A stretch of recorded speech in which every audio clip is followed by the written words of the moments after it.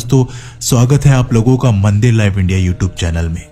Video पसंद आए तो लाइक, शेयर और चैनल को सब्सक्राइब करके बेल आइकन को प्रेस करना मत भूलिएगा और कमेंट में एक बार सच्चे दिल से जरूर लिखिएगा, हर हर महादेव। भारत के केरल में वैकोम शहर में स्थित वैकोम मंदिर भगवान शिव को समर्पित सबसे पुराने और सबसे महत्वपूर्ण मंदिरों में से एक के रूप में प्रसिद्ध है। हालांकि मंदिर के बारे में कई तथ्य व्यापक रूप से ज्ञात हैं, लेकिन कुछ कम ज्ञात पहलू भी हैं जो इसकी ऐतिहासिक और सांस्कृतिक समृद्धि को बढ़ाते हैं।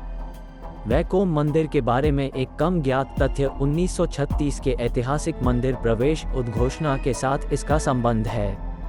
त्रावणकोर के महाराजा श्री चिथिरा थिरुनल बलराम वर्मा द्वारा जारी की गई इस उद्घोषणा ने सभी जातियों के लोगों को तत्कालीन रियासत के मंदिरों में प्रवेश की अनुमति दी थी। त्रावणकोर, जिसमें वैकोम मंदिर भी शामिल है।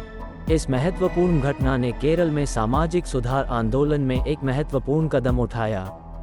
यह मंदिर अपनी अनूठी वास्तुकला विशेषताओं के लिए भी जाना जाता है, जिसमें जटिल लकड़ी की नक्काशी और मूर्तियों के साथ पारंपरिक केरल शैली की वास्तुकला भी शामिल है।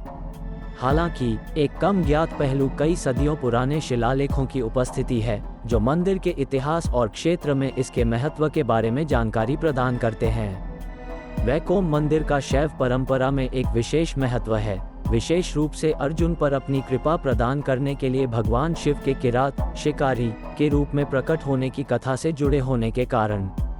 ये कथा हर साल वैकटअष्टमी के त्योहार के दौरान मनाई जाती है, जो दूर दूर से भक्तों को आकर्षित करती है। हालांकि ये तथ्य कम ज्ञात है कि इस त्योहार में कथकली और ओटनथुलल जैसे प्राचीन कला रूपों के पारंपरिक प्रदर्शन भी शामिल होते हैं, जो धार्मिक उत्सवों में एक सांस्कृतिक आयाम जोड़ते हैं। वैकोम मंदिर का एक और दिलचस्प पहलू इसका प्रसिद्ध मलयालम लेखक वैकोम मुहम्मद बशीर से संबंध है। अपने गहन साहित्यिक योगदान के लिए जाने जाने वाले बशीर ने अपने जीवन का एक महत्वपूर्ण हिस्सा वैकोम में बिताया और मंदिर और उसके आसपास से प्रेरणा ली। उनका लेखन अक्सर मंदिर शहर के लोकाचार और आध्यात्मिक माहौल को प्रतिबिंबित करता है, जो इसे केरल के साहित्यिक परिदृश्य का एक अभिन्न अंग बनाता है। वैकोम मंदिर में एक समृद्ध संगीत विरासत भी है, जिसमें शास्त्रीय कर्नाटक संगीत और पारंपरिक केरल ताल वाद्य यंत्रों का नियमित प्रदर्शन होता है। हालांकि स्थानीय लोक संगीत परंपराओं के पोषण में मंदिर की भूमिका के बारे में कम ही लोग जानते हैं, क्योंकि विभिन्न अनुष्ठानों और समारोहों के दौरान इसके गलियारों में भक्ति गीत और मंत्र गूंजते रहते हैं। मंदिर का प्रशासन प्राचीन रीति रिवाजों और परंपराओं द्वारा शासित होता है, जिसे थंट्रिस के नाम से जाने जाने वाले पुजारियों के एक वंशानुगत समूह द्वारा समर्थित किया जाता है। ये पुजारी प्राचीन ग्रंथों में निर्धारित दिशानिर्देशों के अनुसार अनुष्ठानों और समारोहों के संचालन में महत्वपूर्ण भूमिका निभाते हैं। हालांकि थंट्रिस द्वारा पालन किए जाने वाले अनुष्ठानों और प्रोटोकॉल की जटिल प्रणाली के बारे में कम ही जाना जाता है, जो पीढ़ियों से चली आ रही है। वैकोम मंदिर आध्यात्मिक शिक्षा और प्रवचन के लिए एक केंद्र के रूप में भी कार्य करता है। विद्वान और दार्शनिक अक्सर धार्मिक बहस और चर्चा में शामिल होने के लिए यहाँ एकत्र होते हैं।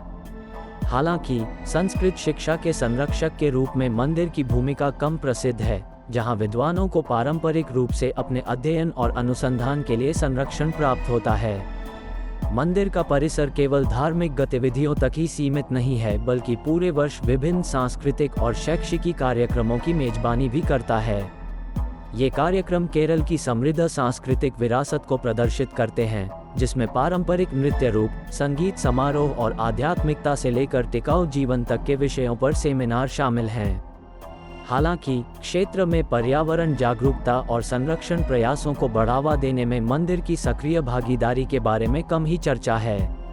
हाल के वर्षों में वैकोम मंदिर ने अपनी सेवाओं को बढ़ाने और व्यापक दर्शकों तक पहुंचने के लिए आधुनिक तकनीक को भी अपनाया है। मंदिर को दुनिया भर के भक्तों के लिए अधिक सुलभ बनाने के लिए ऑनलाइन दर्शन सुविधाएं और मंदिर की कलाकृतियों के डिजिटल दस्तावेजीकरण जैसी पहल शुरू की गई हैं। हालांकि ये विकास उल्लेखनीय है, फिर भी ये अक्सर मंदिर की प्राचीन परंपराओं और ऐतिहासिक महत्व से प्रभावित होते हैं।